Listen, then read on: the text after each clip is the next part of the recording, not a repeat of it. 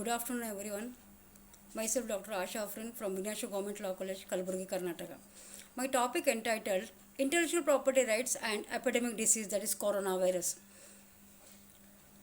As intellectual property rights means, it is a property which is intangible property, and that came out of the intellect.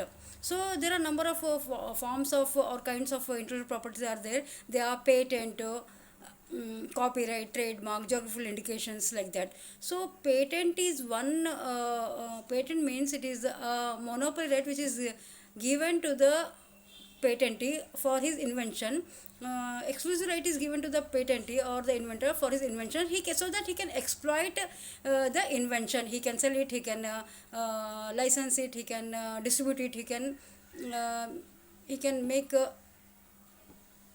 whatever he want. So like that. As we all know that an ongoing outbreak of a novel coronavirus was reported in Wuhan city, Hubei province, China. Although this novel coronavirus might have first originated from animals and now jumped into humans, the possibility of person-to-person transmission could not be excluded.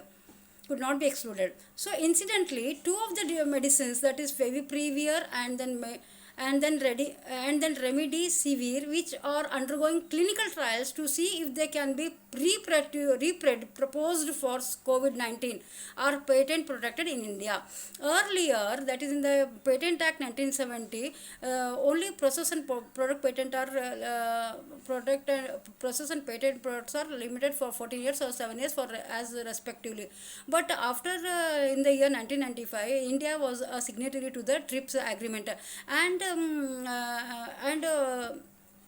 in TRIPS agreement some transition period is given, that is for developing countries 10 years transition period is given, so that in the year 2005 we have to amend our own laws so as to comply with the TRIPS agreement. Now TRIPS agreement says that for it may be a product patent or it may be a process patent, the term will be for 20 years. Once the 20 years expires, then it will come to a public domain. But till now the coronavirus vaccine is not produced. But if it is invented and got the patent, and if the person or the patentee or the inventors, if they sell it for in exorbitant price, then the common person cannot afford the price, or he cannot afford the medicine for the coronavirus. So several countries are not depending on the magnanimity of the IP holders. Some have already gone ahead and issued orders to facilitate compulsory licenses for any IP protected products for the use of COVID-19. Chile is one, Israel is another. Even Germany is known to have amended its Patent Act to facilitate compulsory licensing. The Article 31 of the TRIPS agreement deals with compulsory licensing in case of patents, which means other use without authorization of the right holder. The TRIPS agreement should be interpreted and implemented in a manner supportive to protect public health and to promote access to medicines for all. Each member has the right to grant compulsory licenses in case of emergency.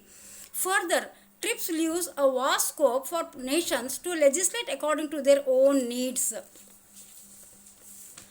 After the TRIPS agreement, that it also includes Article 31 subclause B, which provides that compulsory license is proper when the proposed user has made efforts to obtain authorization from the patent holder on reasonable commercial terms, and that such efforts have been unsuccessful.